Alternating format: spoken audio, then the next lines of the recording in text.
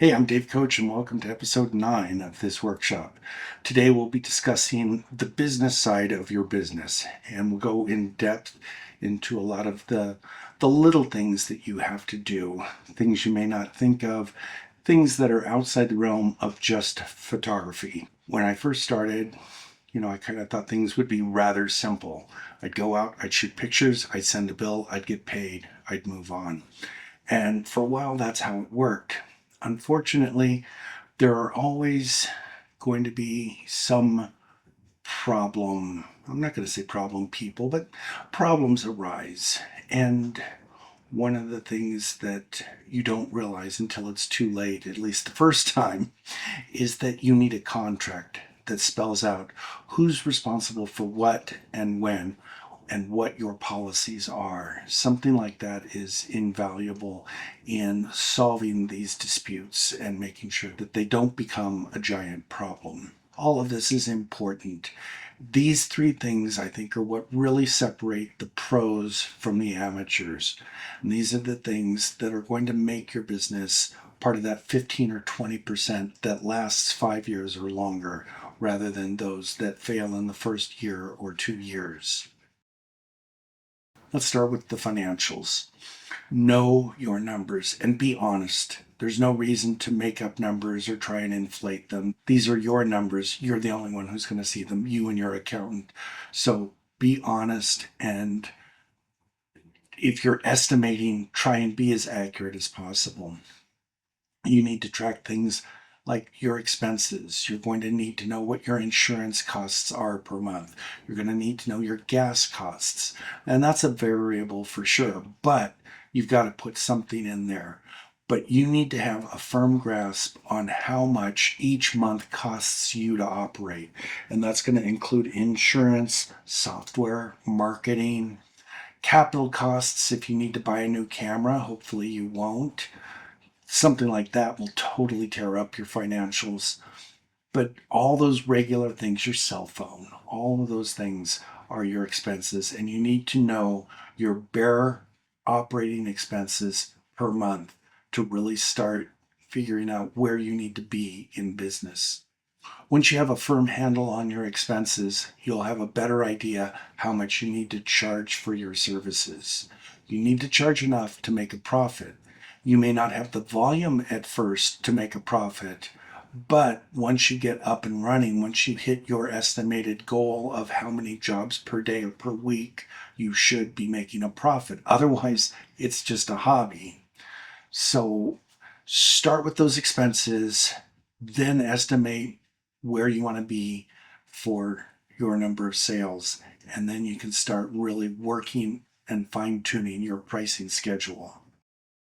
March is when things start to kind of come out, and April should be when things are really getting going. So just be aware of that seasonality, especially if you live in a place with winters.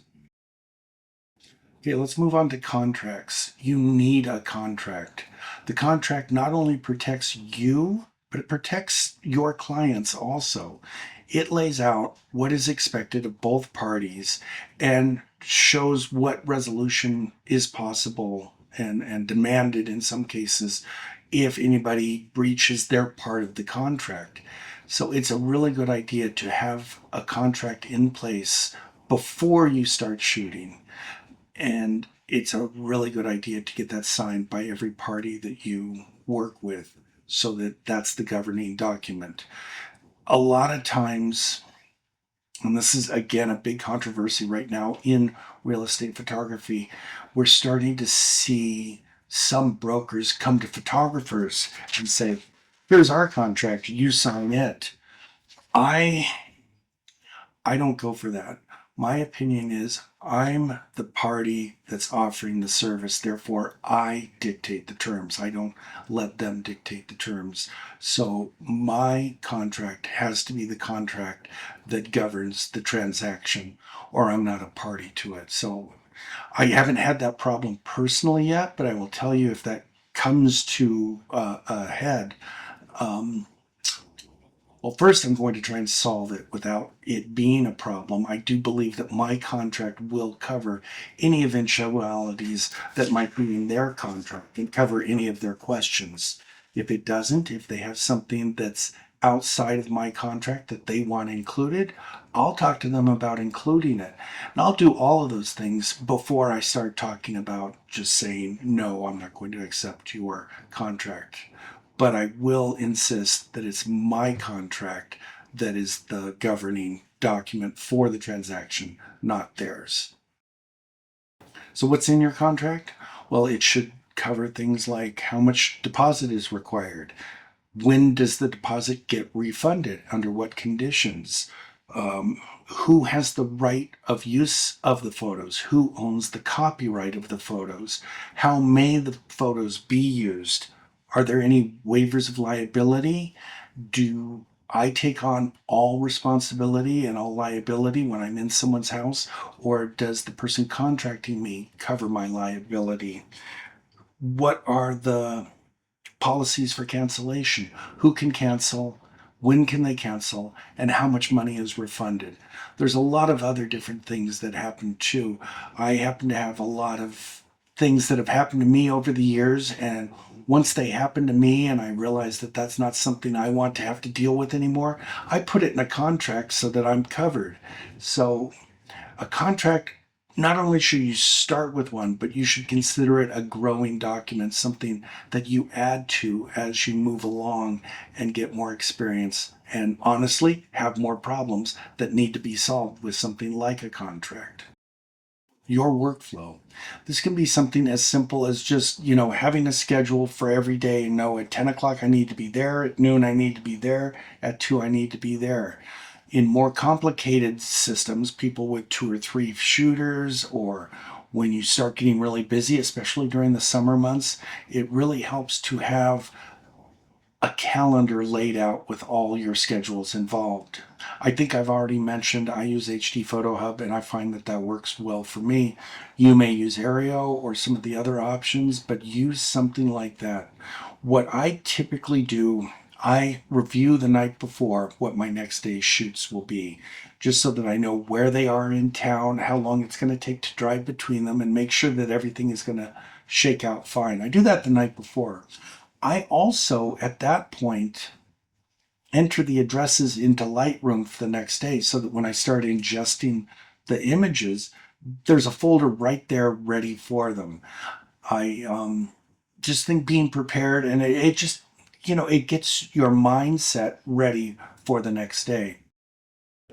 Well, what are the key takeaways from this episode? Well, number one, hopefully you see budgeting is essential towards success and a long-term viable business. Budgeting is what tells you whether you're doing good or bad. You can't just do it by feel.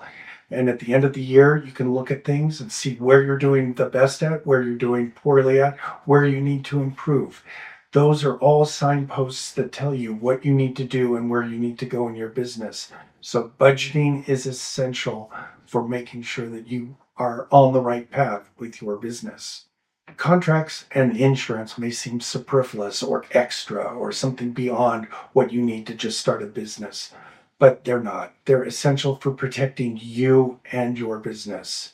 Make sure that you have a good lawyer-reviewed contract for all your clients, and make sure that you have insurance that covers not just your gear, but your personal liability. Stay organized and make sure that you have a plan for how you're going to get through your week, your month, and your year. You need to have good budgeting essentials, and you also need to have good organizing tools so that you're not bogged down in the minutia of running a business. Have a good backup system and use it religiously. Well, that about wraps this week up. Next week, we're going to take a look at editing and what it takes to stand out, look like a pro in editing, and make you stand out from your competition. My pro tip for this episode, it's not just about images that stand out, it's making your whole business stand out. And that's something that you don't just do. It happens because every part of your business is thought out and you're prepared. People can notice things about this. They know when things are haphazard. They know when they're thrown together. And they know when somebody comes in and they have a professional attitude and they treat their job like a true business. Make sure you're one of these people and you will stand out and be rehired.